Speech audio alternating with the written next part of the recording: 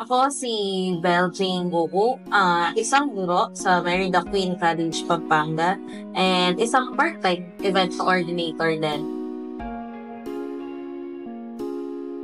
Nagturo ako since I graduated na, tas tuloy-tuloy na siya. For 6 years, naging teacher ako. And nag-start akong mag-event coordinator last 2021 after ng pandemic.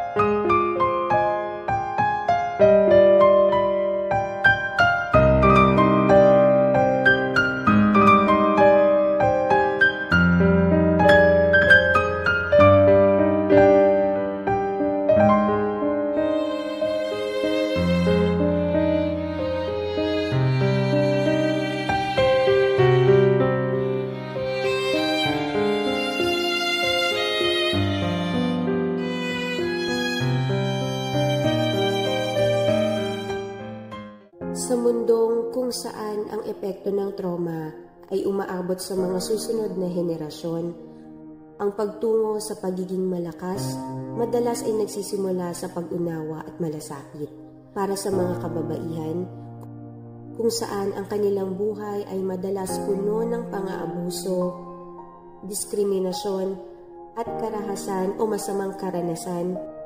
Ang landas patungo sa pagiging malakas ay kasama ang mga prinsipyo ng trauma-informed care.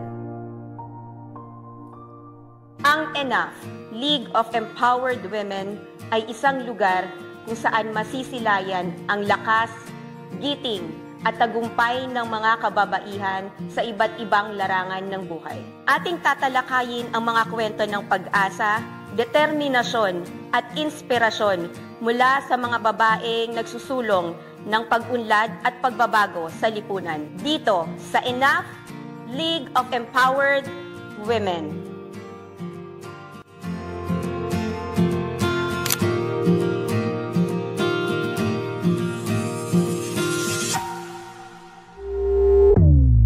Ako si Beljing Gogo, isang guro sa Merida Queen College, Pampanga, and isang part-time event coordinator din for 3 years, I think. So, nagturo ako since I graduated na, tas tuloy-tuloy na siya. For 6 years, naging teacher ako. And nag-start akong mag-event coordinator last 2021 after ng pandemic. Nakita ko introduction mo kanina.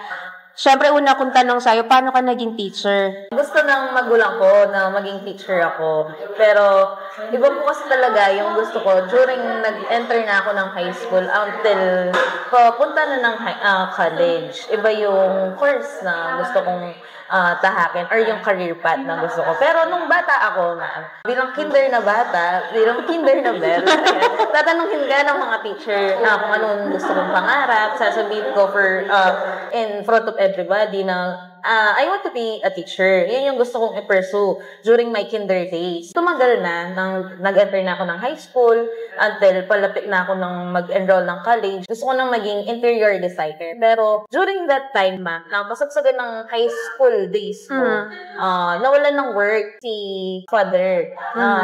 Nagkaroon kami ng financial problem kasi nung time na yon, high school din si ate ko and private school din siya. So, parang hindi nila kayang magsabayin yung pagpasok ko ng college and yung pagpasok din niya ng college.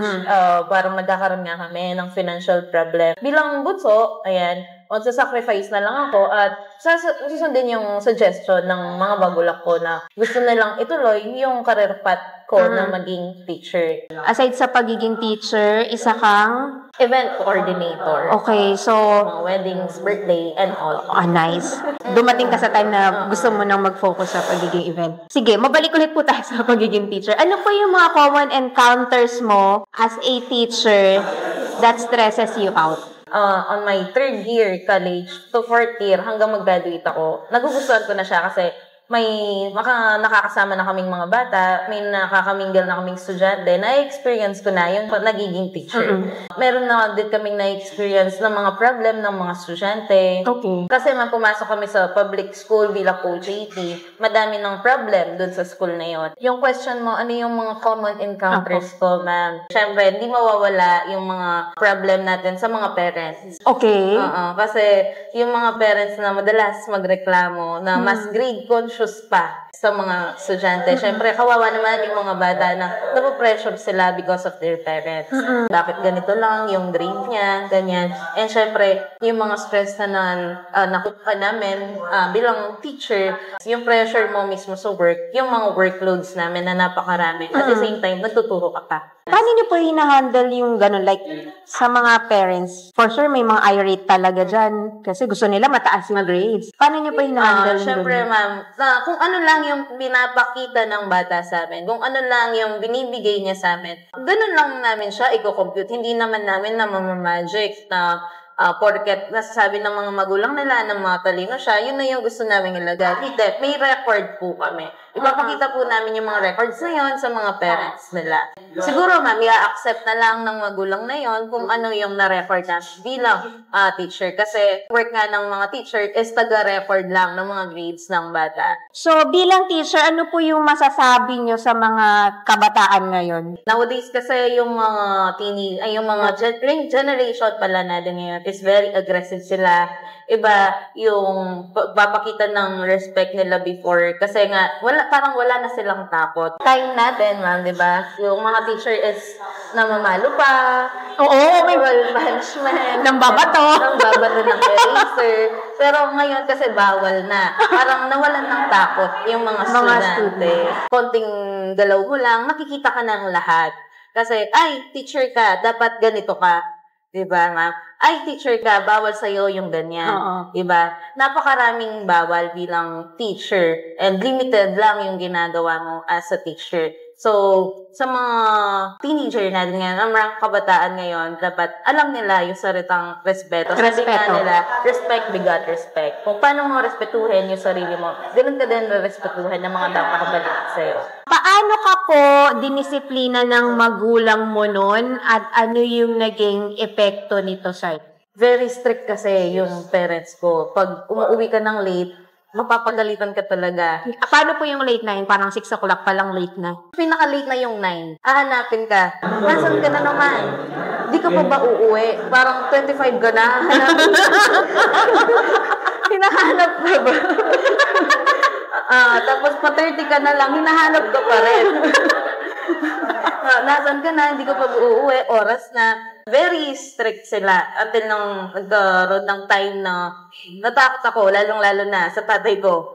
Ayan. Hindi ako makapag-share ng mga, for example, ng problems ko sa kanila. Hindi ako makapag-share ng mga hinanakit ko sa buhay sometimes kasi nga, merong takot. Yung in-establish nilang pagka-strict na buo siyang takot. Parang imbis na safe space, no? Yung parang, kasi ako strict din yung parents ko. So parang, imbis na makwento mo lahat, natatakot ka, baka may masabi ka, tapos di nagustuhan, nauwi lang sa sermon. True, ma'am. Nung college ako, ganun. As in, hindi kami close ng tatay ko. Hindi ako makapag-share ng kahit ano. For example, nung gusto kong gawin. Pero, ngayon, medyo tumatanda na kasi, hindi na sila masyadong strict. Hinahayaan na lang nila. So, unti-unti, nakakapag-open ako nowadays. Kasi nga, nabawasan yung pagka-strict nila. Okay.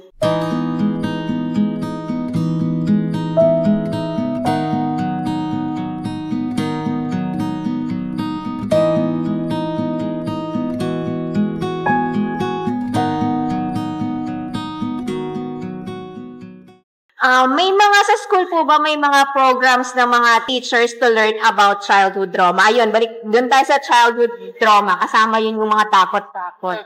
Meron po bang programs na gano'n sa school?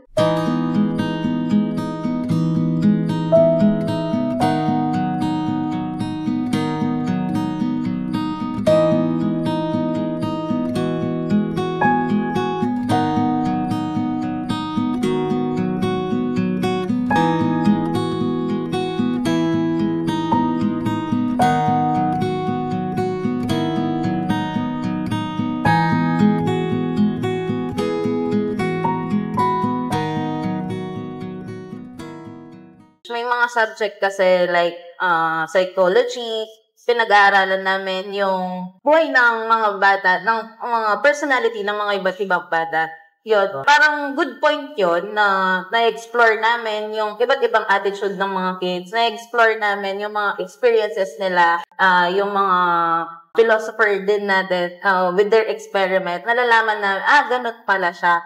Diba? Pero, ngayon din, merong mga subject, with the help of philosophy na subject, na tututunan ng bata, na-understand niya yung sarili niya. Kasi yung subject na philosophy is understanding yourself. Kahit na tinuturo ko yun, parang hindi ko maintindihan yung sarili ko. Ayun. May mga subject na gano'n, na hina-help yung mga bata na mas maintindihan pa nila yung mga sarili nila. Like yung mga trauma nga po, na encounter nila. Na-encounter nilang mga estudyanteng may mga traumas, may mga problem na gustong i-share. Kasi, di ba, sabi ko nga kanina, personally ako na hindi ako makapag-share sa mga parents ko. Siyempre, nagsisik ako ng taong gusto kong pwedeng pagsabihan. Ganon. Ilan mamang students mo? Marami. So, isang section may 46, 44, pinakamarami yung 49. Grabe, no? Parang naisip ko lang, bilang si Ma'am Bell ay teacher, yung hahawakan mo yung everyday, iba-ibang ugali eh. Iba-iba yung core, yung pinanggalingan ng mga students. Iba-iba din yung background nila. Kapag po may na-encounter kayo na student who is potentially experiencing abuse at home, meron po ba kayo na-encounter na gano'n? Ano po yung ginagawa niyo?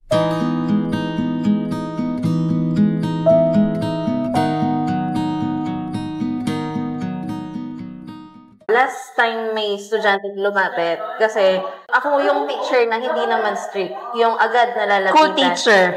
Ganun si Ma'am Ako yung Bell. teacher na parang naging ate nila, best friend. Para hindi sila ilang sa akin na mag-share nga ng problems nila. Kasi nga, sabi ko kanina, may mga estudyante na ilang mag-share sa mga ibang tao. Mag-share lang sila sa mga close nila.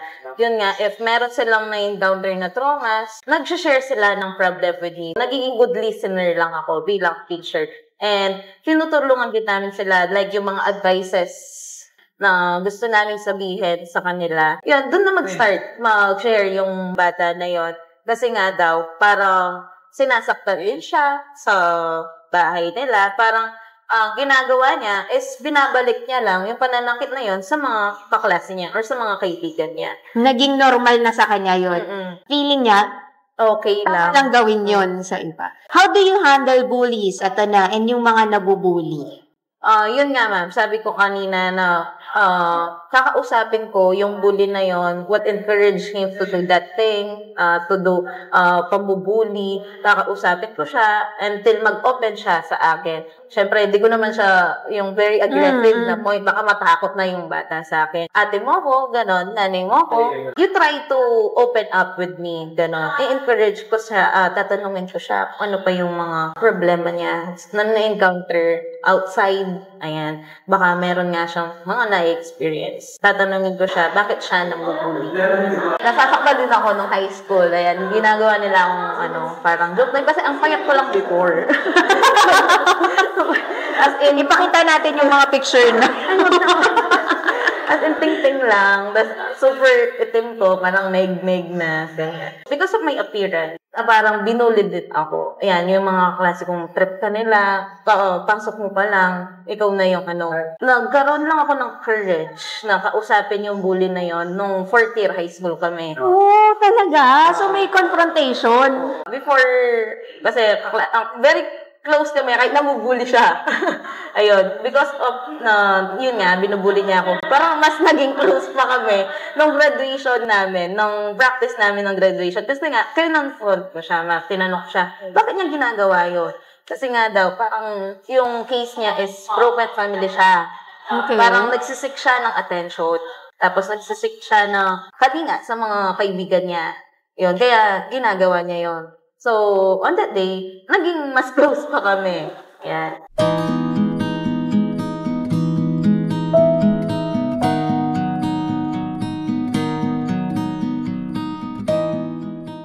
Sabi nga sa amin talaga, ma'am, hindi attention seeker, emotional seeker. Hindi naghahanap ng attention, pero yung mapacify yung emotion natin, yung needs natin.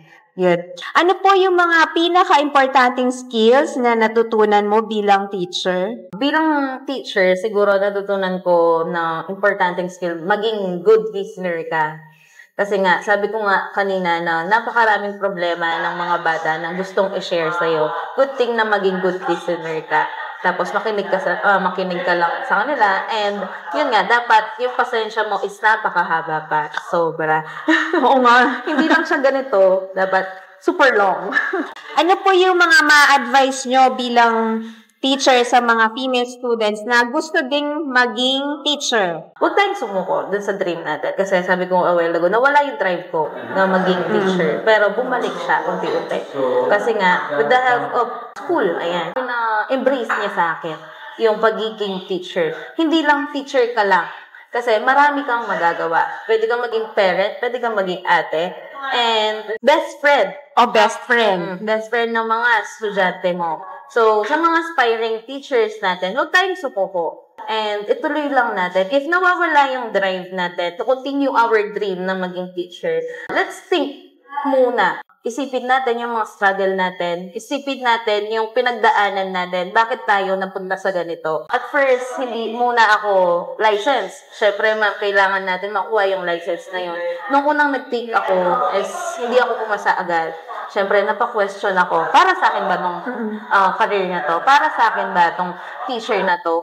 Napaka-question ako. Tapos, tinry kong mag-exam ulit on the second take. Nag-fail ulit ako. Siguro, hindi to para sa akin, sabi ko. Pero tinry ko pa rin siya at the second time. Kung hindi to para sa akin talaga, at the second, yun nga, sa ang palad, hindi pa rin ako pumasa. Nawala na naman yung fire para maging teacher ako. Nawala yung passion ko for teacher.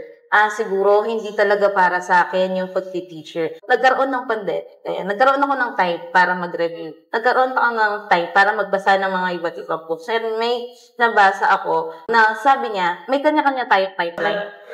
Yes. We all have this kind of timeline na mabibigay ni Lord yung perfect timing para sa'yo. And on my third take, last 2022, after ng pandemic talaga, so nag-try ako. Sinuswerte naman, ma'am. Binigay na sa akin yung lisensya na gusto ko na talaga. Binigay na ni Lord yung gustong-gusto ko na maging teacher. And yun nga, with the help of pandemic, nagkaroon ako ng ibang career na maging event coordinator din. Siguro ito yun nga, tama, yung perfect timing. Tapos, ikaw din mismo, ma'am, na-feel mo na gusto ko talaga eh. Kasi, di ba dumating ka sa point na ayaw mo naman. Kumbaga, parang ito yung choice mo, sige, sundin ko na lang din, siguro parang lagpasan ko na lang to hanggang sa makuha ko yung license. Pero itong pangatlo, ito na yung sobrang gusto mo na. 100%. During pandemic kasi nagkaroon ako ng time to think. Ano nga ba yung career ko talaga in the future? Natatakot ako sa future ko.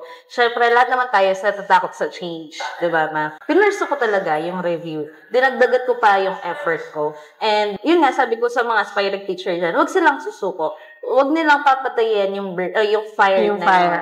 And doble pa yung effort nila to catch that break. Doon sa mga struggle na yun, na nakuha ko yung lisensya ang gusto ko. At na-continue ko yung dream ko as a kinder na bell. Naging teacher na talaga. Ang galing.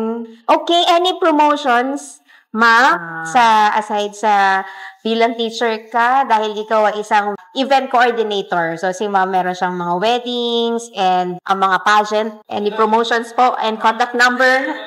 Yung company namin is Red Hand po and Portfolio Event Solution. So, pwede po kayong mag-book sa amin as pagagandahin at papabongga yung mga event nyo. At yung memories kasi. Yung memories. Sayang naman po. Yun ang importante. Parang gusto mo makapture yung pinakamasayang. Kapag kasi may mga event, tapos ikaw lang din lahat.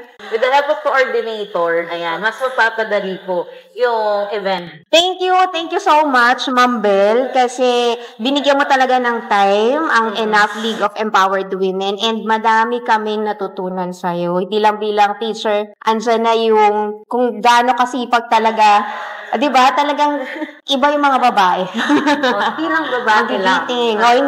Hindi lang babae lang. Tama yan si Ma'am. Maraming salamat, Ma'am Bel.